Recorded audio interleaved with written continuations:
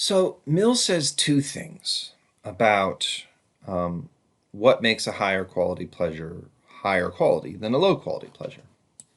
The first thing he says is that high quality pleasure would be chosen by qualified experts. So what he says is, if you have two pleasures, we'll go back to P1 and P2 here, and you're trying to figure out which one is high quality or which one is of higher quality than the other, then what you do is you consult people who've experienced both and you ask them which one's higher quality. But of course, this doesn't mean much to most people, right? They might be like, wait, what are you talking about? Which one's higher quality, right? The term higher quality is exactly what we're trying to figure out what that means. So just saying, well, whatever that person says is higher quality, that doesn't help. So what Mills says is, you ask the qualified experts which one they would prefer. And the problem then is part of what's going to go into it is the quantity. Right? Part of what's going to go into that judgment is the quantity of pleasure each pleasure gives you. Right? So you might be thinking you're comparing the scratching of an itch thing to the sunshine on your shoulders. Well, if you ask people which they prefer, what's probably going to guide their answer is that there's more pleasure in one than the other. There's more quantity. But we're not supposed to be measuring quantity. We're supposed to be measuring quality, independent of quantity. And for quality to be truly independent of quantity, then when you ask the qualified experts or judges, the people who've experienced both, the people whose life experience includes both, which one they prefer, you're going to have to ask them which one they prefer given any amount of the other. So the idea is you've got two pleasures, P1 and P2. If it's the case that all, or as he says, almost all, people who've experienced both P1 and P2 will prefer P2 to any amount of P1, then P2 must be of higher quality.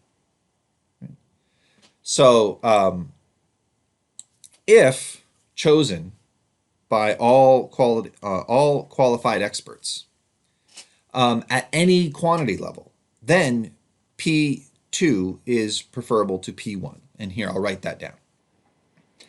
So if qualified judges prefer any amount of P2 to any amount of P1, then P2 is higher quality than P1. Now you might think this just answers the question I had earlier about which model for incorporating quality into hedonism we want to use. We've got one where quality is just another multiplier. And then we've got what I call the lexical prior approach, which says you go with the higher quality pleasure no matter how much quantity there is. It sounds like Mill's just saying, well, yeah, you go with the higher quality no matter how much quantity there is. After all, that's the test. Right? That's the test for higher quality. And what I said was in the previous video was there's some reason to think that Mill preferred the lexically prior approach, you always take high quality over low quality. But I didn't go stronger and say, well, this is what Mill thinks. And the reason for it is this, and it's a basic point about logic. Right? So this is a conditional claim. It basically says if X, then Y. Right? The X here is P2 is chosen over P1 at any amount by qualified judges. Y is P2 is higher quality than P1.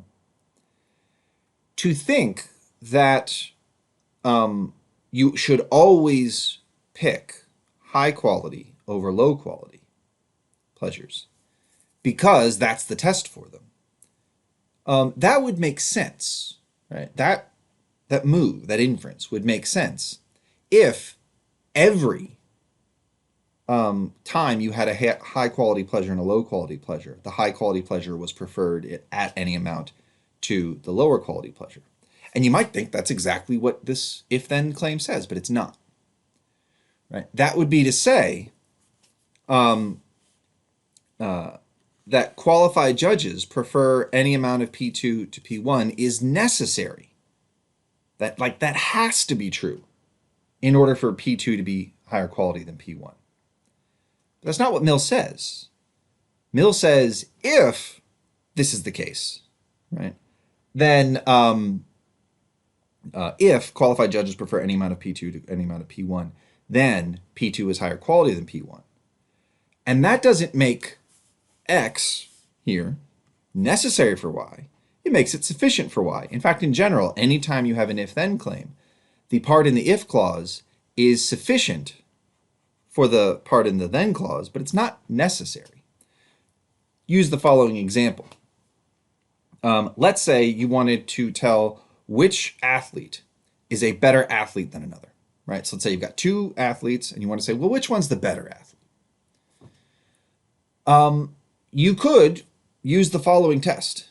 If athlete 1 performs better at every athletic test than athlete 2, then athlete 1 is a better athlete than athlete 2. You might be like, okay, that's obviously right, right? I mean, if you're better at literally every athletic competition, if you run faster, you jump higher, you can lift more, right? You can stretch more, you can respond, you can like go longer, right? At whatever activity it is, then of course you're a better athlete. It's obvious. But that doesn't mean that the only way for one athlete to be better than another athlete is to be better at everything. What if you've got somebody who runs faster, jumps higher, lifts more, and can run longer, but isn't as flexible? Right? So you've got two athletes. Athlete 1 is faster, stronger, a better jumper, and has better endurance. Athlete 2 is more flexible and has better body control, you might say. Well, I think pretty clearly athlete 1 is still better. It's just not quite as clear, right, as it would be if athlete 1 was, in addition, also the one with better flexibility and better body control. To make it a real-life example, and maybe to bother some of you with an inadequate grasp of basketball history, Michael Jordan was faster and jumped higher than LeBron James, and he had greater body control. LeBron James, and he could go longer. He could run at high speed for longer. But LeBron James is stronger physically. But of course, obviously, Michael Jordan is still a better athlete than LeBron James. Right? That's just, it'd be crazy to deny that. The point here is you can have a test that has extremely high standards, but you know that if those standards are met, then you definitely have a correct result. Right? That seems like what's going on with Mill's test here. But when you have a test like this, it is still possible that one thing's better than another, even if one thing doesn't beat, it isn't better than the other at in every possible way, right?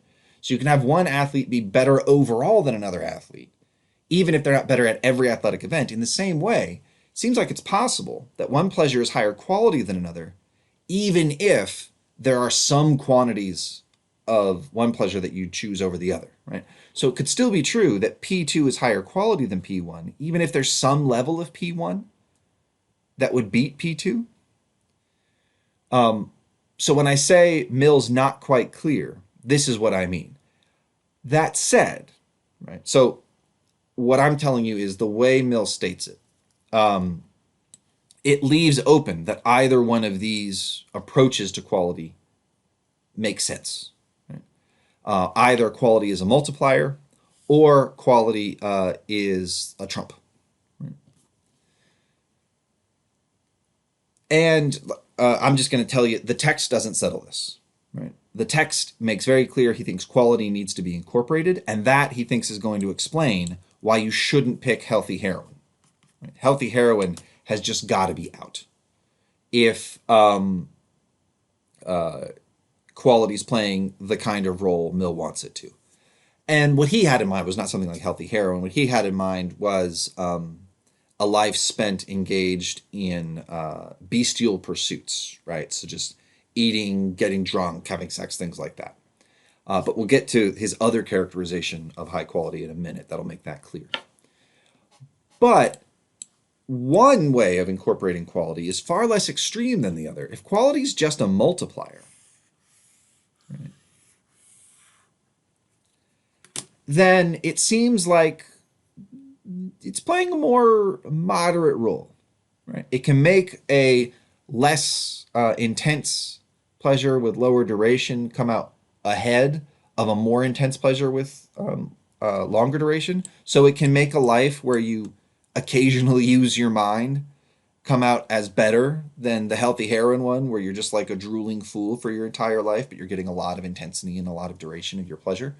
And you might think, well, we want that because the healthy heroin life sounds awful, right? So we want something to make it the case that it's reasonable to not do the healthy heroin life. And as long as the differences in quality are large enough, it seems like you could get that, right? Whereas you always choose the high quality over the low quality, that can seem kind of like just extreme, right? So imagine one life where you have, or rather, imagine someone offers you a choice. They're going to give you basically a bunch of gift cards to some roller coaster rides, right? So like every day for the summer, you can go to some amusement park. All sorts of, there's Six Flags amusement park, or Cedar Rapids in Ohio, or Kings Dominion in Virginia. Kings Dominion is where I went when I was a kid. Suppose someone gave you that every summer. You can go there and ride a limited number of rides, right? And you get in for free. Or they give you a book of really good poetry, right, that you can read once. Or how about this? They just give you a single poem and they're going to take it back in 5 minutes. But let's say it's a really good poem, right? And when you read it, like, it unlocks emotions in you and it gives you like a depth of emotional experience that like you've rarely felt before. And you're like, that's great. And you go back to look at it like, nope, we got it.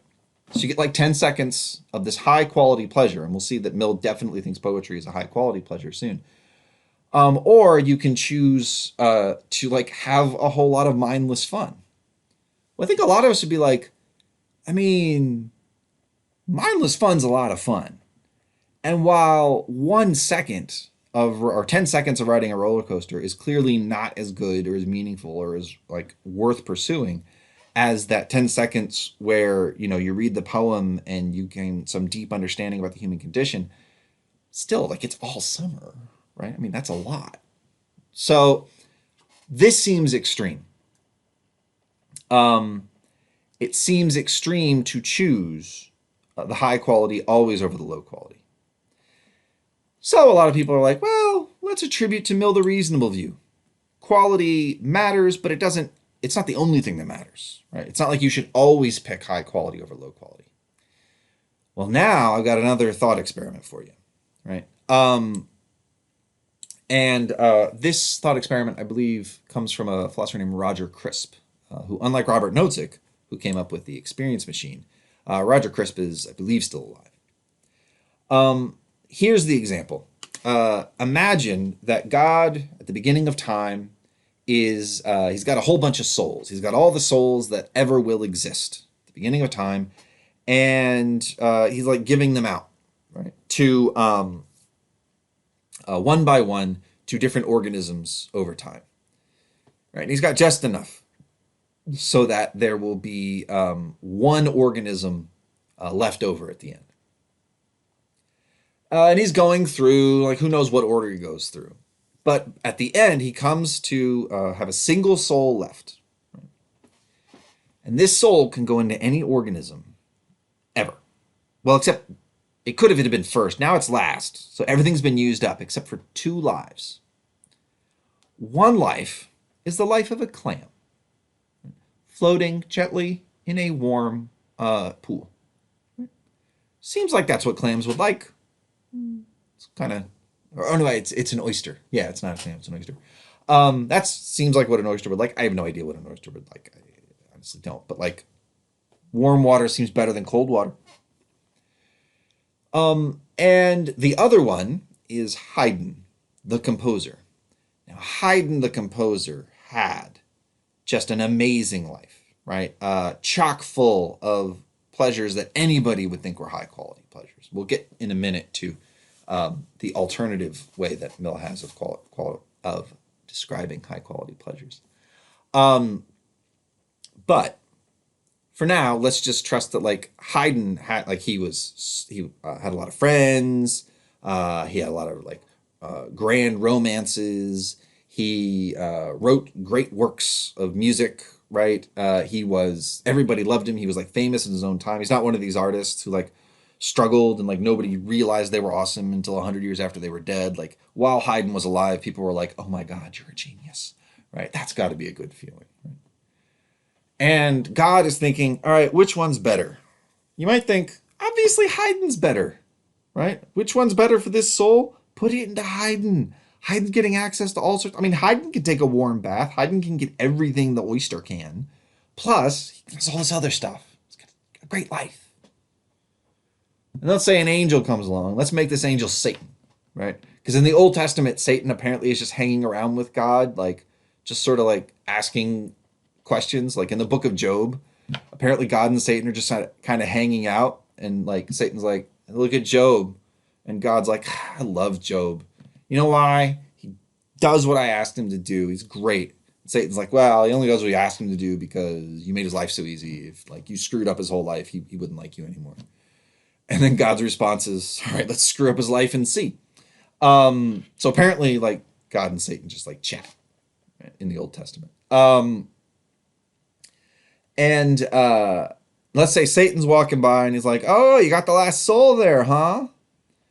And God's like, yeah, I'm gonna put the soul into Haydn. And then Satan says, well, let's make things interesting. Let's make this clam immortal or this oyster immortal, right? And let's set things up so that the pool of water it's in always stays warm. Now we have still low intensity. I mean, we can all agree the oyster isn't like sitting there going, oh my God, this is awesome. The oyster's just like, right? But the duration is now infinite. For pleasure one, let's say. Let's say life one is the oyster and life two is Haydn.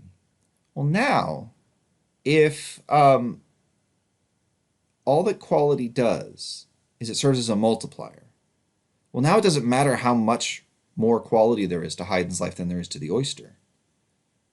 The oyster's still going to win. An immortal oyster in an eternal bay of warm water will come out ahead of Haydn. And to a lot of people, that just seems crazy. Like, you wouldn't want, like, if God's trying to do what's best for this soul, you would still do Haydn, wouldn't you? I mean, an eternity of that, an eternity of floating in a warm pool is somehow better than the life of Haydn? So either way you go, it seems like things are a little weird, right? It seems like it's not quite clear which one you want. You can have the multiplier view, or I called it lexically prior, but let's call it Trump, and just like ignore the fact that that's the president's name. Think of like a trump card in cards, right? This card beats any card no matter what their face value is. Either way you go, it seems weird. And the text doesn't quite settle it. So there's two different ways you can take qualitative hedonism. Neither seem perfect, but both seem possible given the text. Now, I'm going to come back to this after I explain the last part, or not the last part, after I explain the second way, rather, that Mill has of characterizing high quality versus low quality pleasures.